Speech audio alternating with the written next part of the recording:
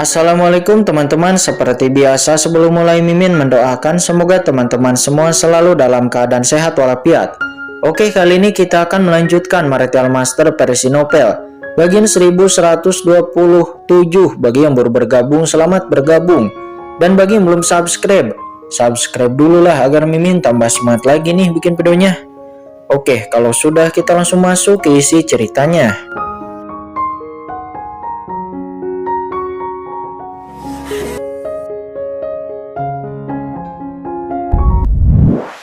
Leluhur itu akan tetapi Kincen kemudian menyentuh tanah tempat dia berdiri.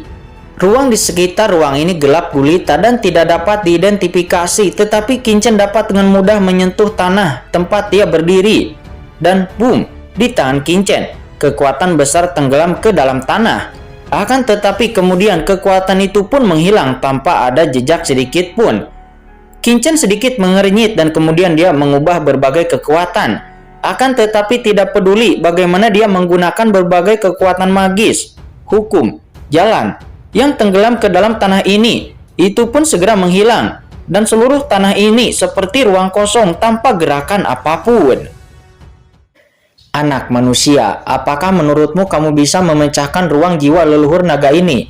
Hahaha, aneh sekali, orang kecil. Leluhur naga ini bisa mengubahmu menjadi abu dalam satu tarikan napas. Kata leluhur naga itu, dia mengejek. Akan tetapi Kincen mengabaikannya, dan Kincen terus mendesak berbagai kekuatannya ke dalam tanah. Akan tetapi itu semua tenggelam tanpa ada gerakan apapun. Tiba-tiba Kincen melintas, dan kekuatan misterius terbangun dari tubuhnya, dan totem muncul di tubuhnya. Dan itu adalah kekuatan totem Kaisar Dewa, yang kemudian berubah menjadi cahaya aneh dan menyatu dengan tanah. Gemuruh, tiba-tiba di atas seluruh bawah tanah, serangkaian sinar cahaya aneh menyala, dan satu demi satu pola yang sangat aneh pun perlahan muncul. Apa kekuatan ini adalah? Kata leluhur naga itu, dia memandang Kincen dengan sedikit kaget. Tanpa diduga, kamu masih memiliki kekuatan seperti ini, namun sayang sekali. Namun sebelum dia dapat menyelesaikan kata-katanya, cahaya guntur tiba-tiba meledak dari tubuh Kincen. Cahaya guntur dengan suara berderak itu adalah garis keturunan Kincen yang menggelegar. Cahaya guntur yang mengepul berubah menjadi lautan luas, dan itu dengan cepat menyatu dengan tanah. Tiba-tiba tanah dan ruang di sekitarnya memunculkan serangkaian pola mengerikan, dan pola ini berubah menjadi ruang misterius yang menutupi dunia ini. Kekuatan guntur, apakah ini kekuatan guntur langit? Tidak, ini kekuatan guntur dewa penguasa guntur. Inilah dewa penguasa guntur. Ada keterkejutan yang tak ada habisnya di mata leluhur naga itu. Bagaimana kamu bisa memiliki garis keturunan dewa penguasa guntur di tubuhmu? Kata leluhur naga itu, dia memandang Kincen dengan tidak percaya, seolah-olah dia sedang melihat monster. Akan tetapi Kincen mengabaikannya. Kincen hanya melihat rune sederhana dan tidak jelas yang muncul di sekitarnya. Dan mata Kincen bersinar. Rune ini menyelimuti seluruh ruang dan menahan leluhur naga. Itu sebabnya leluhur naga yang hebat ini tidak bisa menerkam dan menelan dirinya sendiri. Kincen merasa aura naga leluhur prasejarah ini, jika dia tidak dibatasi oleh rune segel jiwa misterius ini, maka dia akan bisa memakannya hanya dalam satu gigitan. Kincen kemudian menatap rune dan segel jiwa untuk waktu yang lama. Polanya sangat tidak jelas, lebih kuat dari Kincen, dan memiliki banyak warisan. Dia tidak bisa melihatnya, tetapi setelah melihatnya dalam waktu yang lama, Kincen pun merasa pusing dan pikirannya seperti akan meledak. Ini sama seperti pertama kali dia melihat danau jiwa, seolah-olah dia telah melihat asal mula alam semesta yang hampir berubah menjadi sebuah jalan. Kincen buru-buru melepaskan kekuatannya, membiarkan pola-pola ini menghilang dan pikirannya pun perlahan sadar. Sangat tipis, kata Kincen, dia gempar, tetapi untungnya dia selalu waspada. Jika dia benar-benar tenggelam di dalam pola ini, maka dia tidak membutuhkan leluhur naga untuk melakukannya. Dan jiwanya akan langsung hancur di sini dan berubah menjadi abu. Pada saat ini, melihat Kincen tidak lagi menganalisis pola ini, mata leluhur naga Hong Huang itu tiba-tiba menunjukkan ekspresi kecewa. Awalnya, jika Kincen menontonnya sebentar saja, maka jiwa Kincen pasti akan hancur dan secara alami akan ditelan olehnya. Nah, kamu ingin menganalisis ruang jiwa leluhur ini? Jangan repot-repot. Dengan kekuatanmu, bahkan jika kamu ingin memecahkan kepalamu sendiri, kamu tidak akan pernah bisa pergi dari sini. Kata leluhur naga itu, dia mencibir. Aura naga leluhur yang keluar dari tubuhnya membuat Xiaolong saat ini sangat ketakutan, dan dia menatapnya dengan ketakutan. Anak kecil, bunuh anak ini untukku, dan leluhur ini akan mengubah jiwa nagamu menjadi naga sejati.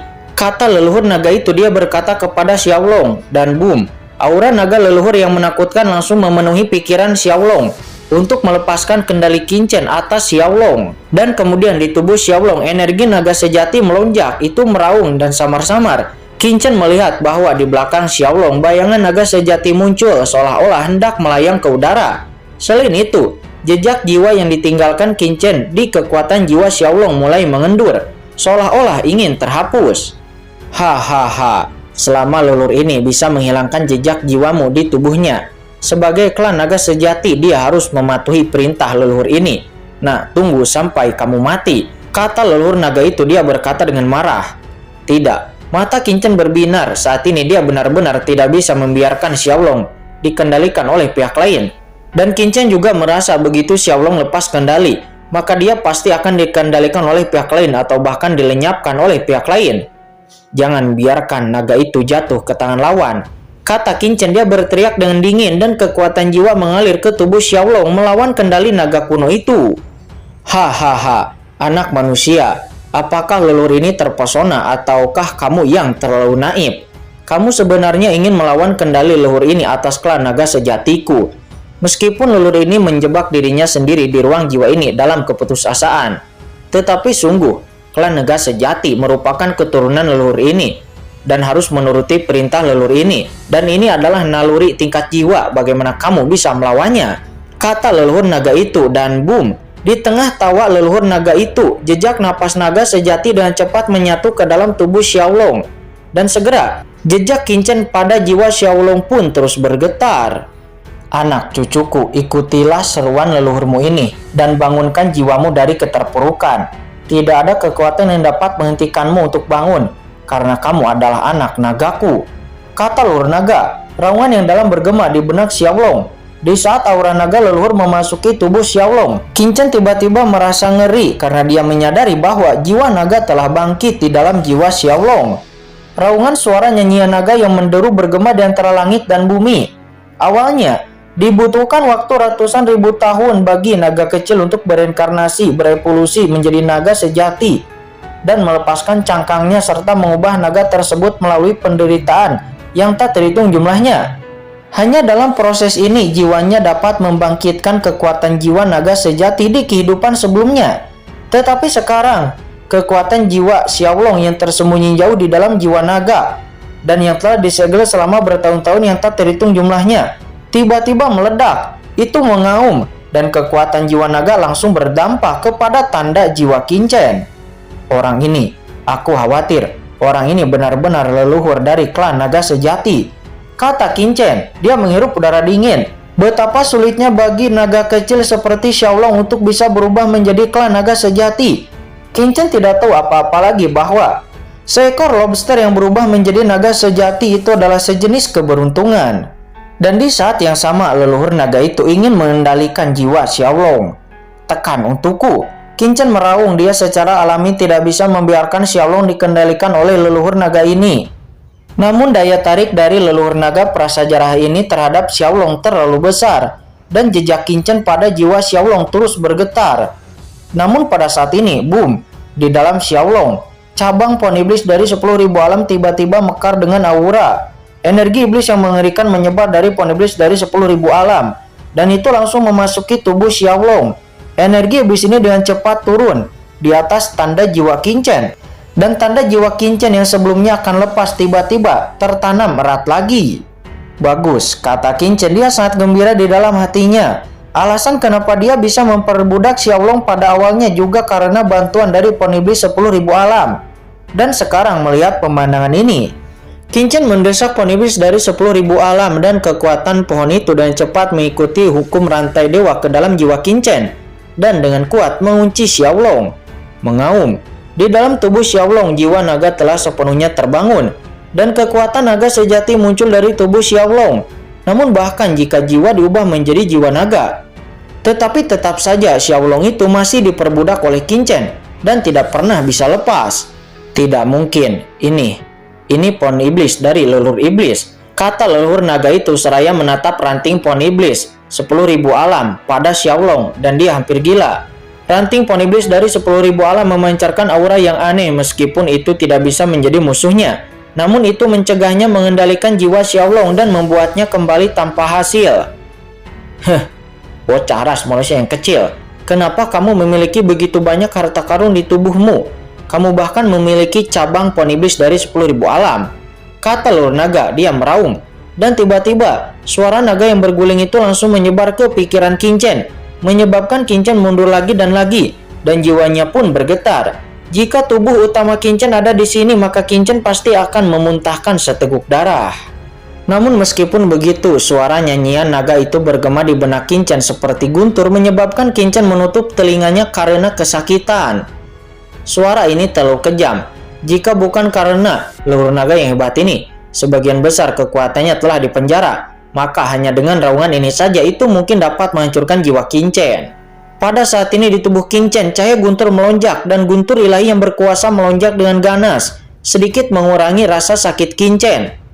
Sementara pada saat ini Xiaolong juga terbangun dari metamorfosisnya, namun dia cemas dan menyalahkan dirinya sendiri, karena meskipun jiwa naganya telah terbangun dan kekuatannya meningkat pesat, namun dia tetap saja tidak dapat melawan leluhur naga prasejarah di depannya ini. Karena menurutnya leluhur naga prasejarah ini seperti dewa dan tidak ada cara baginya untuk melawan. Saya tidak percaya lagi, kata Qin Chen. Tubuhnya dipenuhi dengan cahaya jiwa dan boom. Setelah upaya sebelumnya, Qin Chen telah memahami bahwa hampir tidak mungkin baginya untuk bisa meninggalkan ruang jiwa ini tanpa persetujuan dari leluhur naga ini. Maka itu hanya ada satu cara, yaitu saling mengalahkan. Nah, aku bisa membunuh dan memakanmu hanya dalam satu gigitan, kata leluhur naga itu seraya memandang Qin Chen dengan dingin, dengan ekspresinya yang masih mengejek. Tidak masalah siapa yang kalah dan siapa yang menang, kata Qin Chen. Dia tiba-tiba mengangkat kepalanya, dan cahaya guntur terus mengembun dan terbentuk di tangannya. Kemudian pada akhirnya itu berubah menjadi pedang guntur. Kekuatan guntur, leluhur naga itu menatap Qin Chen dengan dingin. Jika dia dipenjara sebelum ruang jiwa ini, guntur penghakiman terhadap Qin Chen tidak dapat menyakitinya sama sekali. Tetapi sekarang dia terjebak di ruang jiwa ini selama zaman yang tak terhitung jumlahnya. Dia sudah sangat lemah, dan dia sedikit bersalah ketika dia benar-benar harus menghadapi Dewa Guntur yang berkuasa. Asal-usul Dewa Guntur penghakiman secara alami, dia tahu banyak karena dia adalah leluhur naga prasejarah. Bahkan di masa jayanya, dia tidak berani menantang pemilik Dewa Guntur penghakiman. Apalagi sekarang hanya dengan sisa jiwa yang dipenjara. Namun untungnya dia juga bisa melihat bahwa Dewa penguasa guntur di tubuh Qin Chen tidak kuat. Bocah ras manusia ini sebenarnya memiliki Dewa Guntur penghakiman. Bukankah seharusnya dia adalah keturunan Dewa Guntur penghakiman? Kata leluhur naga. Mata leluhur naga itu tiba-tiba bersinar dengan cahaya ilahi. Namun bukannya rasa takut, tetapi melainkan mengungkapkan kejutan yang tak ada habisnya. Jika leluhur ini dapat menelan anak ini dan memurnikan kekuatan penghakiman guntur di tubuhnya, maka leluhur ini akan, kata leluhur naga. Dia sangat gembira di dalam hatinya. Dewa Guntur penghakiman ini adalah kekuatan yang tidak dapat dengan mudah disinggung oleh roh yang baru lahir yang tak terhitung jumlahnya di era prasejarah. Jika itu dapat diperoleh olehnya, maka ini akan menjadi takdir yang sangat besar baginya. Hahaha. Nah, senang berada di sini. Jadi biarkan leluhur ini melihat betapa mengerikannya guntur di tubuhmu, kata leluhur naga. Dia marung liar. Tubuhnya dipenuhi dengan aura liar dan kekuatan kekacauan terus melonjak ke langit. Ini sangat buruk. Jika muncul di dunia luar, maka dunia akan berguncang dan segalanya akan runtuh. Potong. Qin Chen pun mendesak kekuatan guntur di tubuhnya. Cahaya guntur pun melonjak dan cahaya guntur yang besar berubah menjadi pedang guntur dan menebas ke arah leluhur naga prasejarah. Anak kecil, kamu tidak tahu apa yang bisa kamu lakukan. Melihat Qin Chen bergegas ke arahnya, leluhur naga itu mendengus mengejek dan dia melambaikan kaki kanannya yang terbakar dengan aura kekacauan, menghantam pedang guntur yang dilepaskan oleh Qin Chen. Selama bertahun-tahun keberadaan yang dia bunuh tidak diketahui, dan bahkan ahli teratas tertinggi di alam semesta yang telah jatuh di bawah cakarnya ini, itu tidak terhitung. Dan sekarang, anak manusia, seorang pria kecil. Tentu saja bahkan jika anak kecil ini memiliki sedikit kekuatan untuk mengadili Guntur, bagaimana mungkin dia sebagai leluhur naga bisa takut? Bahkan jika dia telah dibatasi di sini selama zaman yang tak terhitung jumlahnya, kekuatan jiwa naganya jauh tidak sebanding dengan zaman prasejarah. Tetapi dia tidak akan takut kepada satu orang pun, apalagi seseorang, bahkan jika itu adalah Yang Mulia Bumi Puncak, dan bahkan Yang Mulia Bumi Surgawi. Dia tidak takut sama sekali. Dan pada saat ini, boom! Pedang Guntur dilepaskan King Chen langsung bertabrakan dengan cakar naga leluhur naga prasejarah tersebut. Keduanya pun saling menghancurkan, akan tetapi kemudian sebuah serangan jiwa langsung menyerang King Chen. Ternyata di antara cakar naga leluhur naga itu terdapat kekuatan jiwa naga yang menakutkan. Dan dengan kekuatan jiwa naganya itu bisa menghancurkan jiwa King Chen sepenuhnya. Dan meskipun ini hanyalah roh jiwa King Chen, roh ini juga di ruang jiwa terluka, dan tubuhnya secara alami juga akan terluka. Jadi King Chen tidak bisa membiarkan rohnya ditelan oleh naga leluhur ini. Terlebih lagi, dengan kekuatan leluhur naga ini, jika jiwa ditelan olehnya, saya tidak tahu apa yang akan terjadi. Mungkin leluhur naga liar ini bisa mengendalikan jiwanya untuk merebut tubuhnya sendiri. Master kuno, keberadaan jiwa zaman yang tak terhitung jumlahnya, yang belum dapat dimusnahkan sampai saat ini. Seberapa menakutkankah kekuatannya? Dan King Chen tidak berani meremehkannya. Di ruang jiwa ini, jiwa King Chen berlutut dengan satu kaki, dan Cai Guntur melonjak padanya. Jiwanya sepertinya hancur. Jiwa naga leluhur itu terlalu kuat, dan King Chen sama sekali bukan lawannya.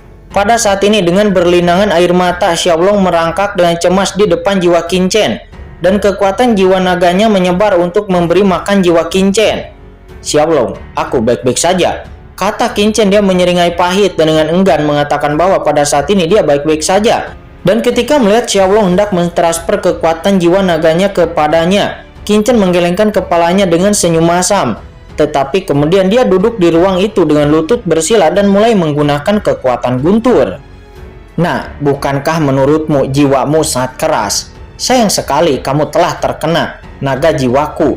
Tidak lama lagi kekuatan jiwa nagaku akan membakar jiwamu, dan jiwamu akan hancur, dan kamu hanya bisa dengan patuh ditelan oleh leluhur ini. Dan sebelum kamu mati, apakah kamu punya kata-kata terakhir? Kata leluhur naga itu. Dia nampak berkata dengan bangga. Pada saat ini jiwa King Chen yang terkena naga leluhur prasejarah itu seolah-olah itu terbakar. Jika bukan karena kekuatan Guntur ilahi yang berkuasa di tubuh King Chen untuk melawan kekuatan jiwa naga, mungkin jiwanya sudah musnah di awal. Namun meskipun begitu, jiwa King Chen saat ini masih menyala, tak mampu menahan kekuatan jiwa naga leluhur prasejarah ini. Sial, aku tidak percaya, kata King Chen. Dia berteriak dan marah, dan dia pun segera menjalankan teknik terlarang jiwa surgawi dengan gila-gilaan. Jiwa King Chen kemudian bergetar hebat, itu bergema dengan raungan yang menakutkan, dan kekuatan bergulir terus-menerus bergabung ke dalam tubuh King Chen. Dan teknik terlarang jiwa surgawi sedang memperbaiki kekuatan jiwa ilahi King Chen.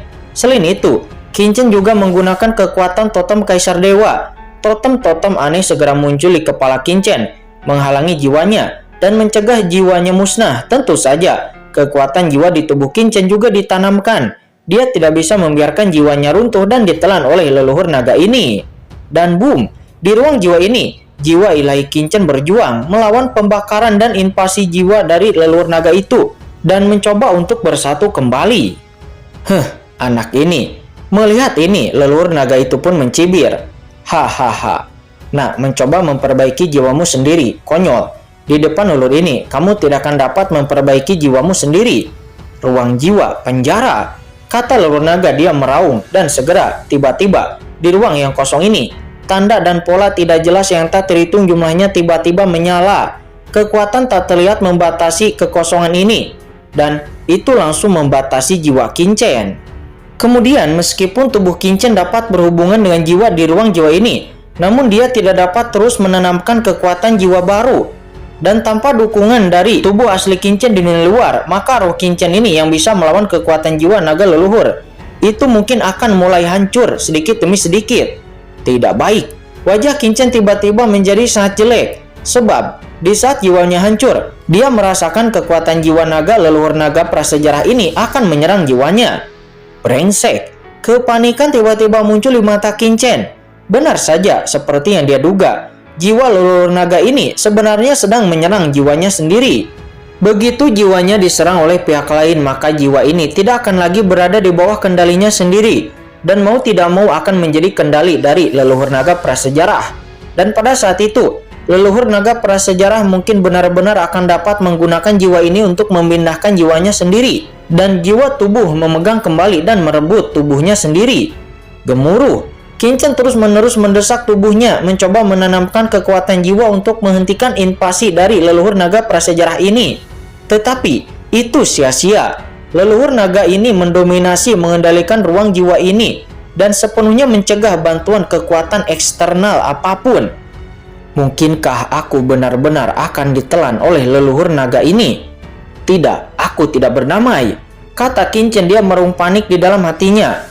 Aku juga ingin Papillon Cendi menjadi kekuatan terkuat di alam semesta. Aku juga ingin menjaga keluarga dan melindungi semua orang yang aku cintai. Dan ada Yukiansu dan juga Jiruyu. Mereka semua menungguku di luar. Aku masih harus mencari Chen Sisi. Dan aku juga harus mencari ibu. Ibu, di mana kamu? Ayah, siapa kamu? Kata Qingchen. Dia menitikkan air mata kesakitan. Seperti 1000 semut memakan jantungnya. Rasa sakit yang membakar perlahan membuat kesadaran Qingchen pun kabur. Pada saat ini melihat rasa sakit pada Qingchen, Xiaolong terus berbalik dengan cemas. Tetapi dia juga tidak bisa membantu Qingchen meskipun dia telah membangkitkan kekuatan jiwa naga. Namun di ruang jiwa ini dia tidak memenuhi syarat untuk bisa melawan leluhur naga prasejarah ini. Pada saat ini Qingchen meraung enggan di dalam hatinya dan ada terlalu banyak nostalgia di hatinya.